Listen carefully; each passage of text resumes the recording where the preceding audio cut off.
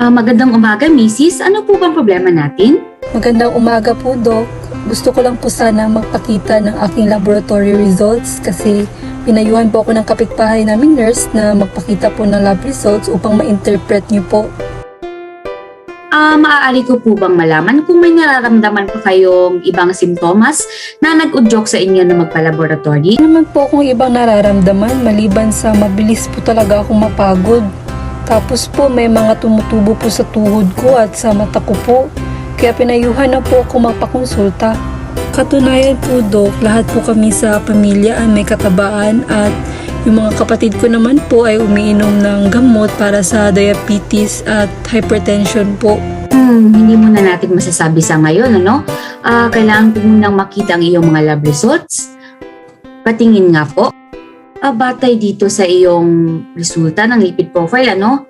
Sa tingin ko ay meron kang dyslipidemia. Ano nga ba ang dyslipidemia?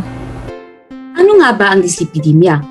Kung ating susuriing mabuti, ito ay binubuo ng mga salitang dys, lipid at imia na nangangahulugang abnormal, taba sa dugo. Sa madaling salita, ito ay isang kondisyong medikal na ang sanhi ay mataas na level ng taba sa dugo na maaaring matuklasan sa pamamagitan ng lipid profile. Kapag patuloy na tumataas ang level nito, ay maaari itong maging panganib sa kalusugan ng isang tao. Ang cholesterol ay isang uri ng malapot na taba na nanggaling sa ating atay. Meron tayong LDL. Cholesterol na ito ay dumadami sa ating ugat o sa daluyan ng ating dugo. Dahil dito, nagdulot ito ng paninikip ng ugat at nagpapahirap ng pagdaloy ng dugo. Tinatawag silang bad cholesterol dahil nagiging sanhi sila ng maraming sakit. Meron naman tayong HDL o good cholesterol. Ang cholesterol na ito ay nagdadala ng sobrang cholesterol sa ating ugat pabalik sa ating atay upang mailabas ng ating katawan. Ang obesity at diabetes ay dalawa sa mga nangungunang risk factors ng dyslipidemia. Isa na rin dito ang pagkakaroon ng hindi aktibong lifestyle, kakulangan sa ehersisyo at pagkakaroon ng mga bisyo katulad ng paninigarilyo at pag-iinom ng alak. Isa na rin dito ang sobrang pagkain ng mga pagkain mataas sa saturated at trans fat katulad ng mga fries, burger at cakes. Alright! Ngayon naman po ay talakay natin ng mga gamot para sa dyslipidemia. So madami pong klaseng gamot para sa may matataas na kolesterol sa katawan. Ngunit tandaan po natin na ang desisyon po ng gamutan ay depende sa panganib o presensya ng problema sa puso. So narito po ang mga klase-klaseng gamot para sa sakit na ito. Ang pangunahing klase ng gamot na ginagamit ay ang tinatawag natin na statins, na kung saan ang epekto nito ay pinapababa niya ang kolesterol sa ating katawan. Maraming paraan para maiwasan ng dyslipidemia.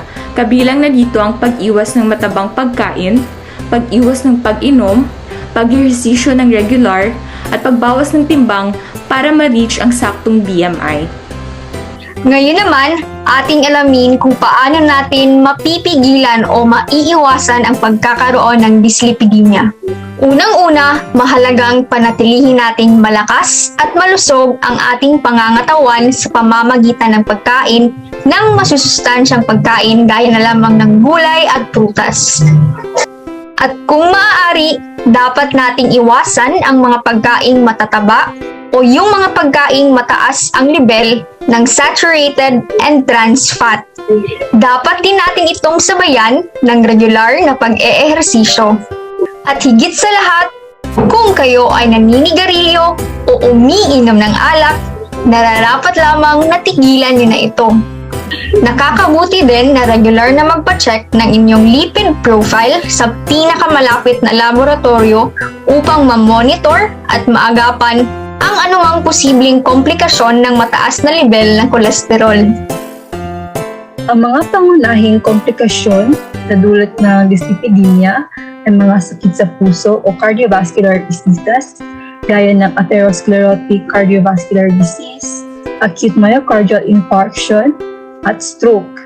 Naiulat rin ang komplikasyon sa lapay gaya ng acute pancreatitis. Kaya pinapayo ang pagkonsulta at tamang gamutan ng dyslipidemia upang maiwasan ang mortalidad dulot ng komplikasyon nito.